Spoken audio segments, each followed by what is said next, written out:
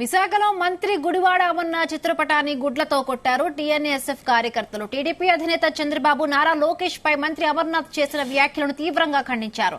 TNSF రాష్ట్ర అధ్యక్షులు ప్రణవ్ గోపాల్ ఆధ్వర్యంలో 7 హిల్స్ సర్కిల్లో అమర్నాథ్ చిత్రపటాన్ని కోడిగుడ్లతో కొట్టారు. మంత్రి అమర్నాథ్ కు వ్యతిరేకంగా టీఎన్ఎస్ఎఫ్ ప్రతినిధులు నినాదాలు చేశారు. పరిశ్రమల శాఖ మంత్రిగా అమర్నాథ్ ఎన్ని పరిశ్రమలు తీసుకువచ్చారో చెప్పాలని సెల్ఫీ తీసుకుని పెట్టగలరా అని ఎద్దేవా చేశారు. ఇది ట్రైలర్ మాత్రమే. మా నాయకులపై మంత్రి అమర్నాథ్ ఇకపై వ్యాఖ్యలు చేస్తే తీవ్ర పరిణామాలు ఉంటాయని హెచ్చరించారు.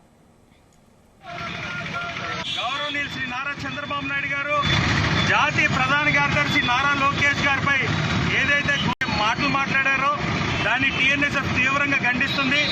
నీకు తెలుగుదేశం పార్టీ రాజకీయ భిక్ష పెట్టింది.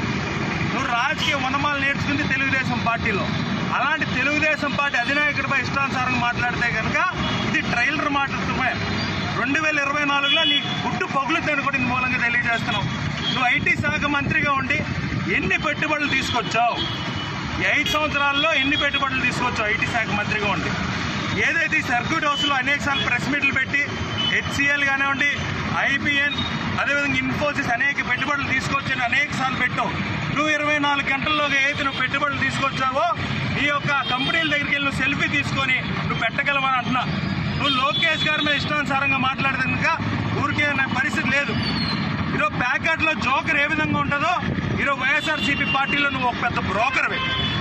ఇప్పటికైనా గుడివాడ అమర్నాథ్ ఇష్టానుసారంగా మాట్లాడక ఉత్తరాంధ్ర ప్రాంతమే కాదు ఆంధ్రప్రదేశ్ ప్రాంతంలో ఎక్కడా కూడా తిరగలేవు అనుకుని మూలంగా తెలియజేస్తారు. గౌరవనీయులు శ్రీ నారా చంద్రబాబు నాయుడు గారు జాతీయ ప్రధాన కార్యదర్శి నారా లోకేష్ గారిపై ఏదైతే గుడివాడ అమర్నాథ్ గారు ఏదైతే మాటలు మాట్లాడారో దాన్ని టీఎన్ఎస్ఎఫ్ తీవ్రంగా ఖండిస్తుంది.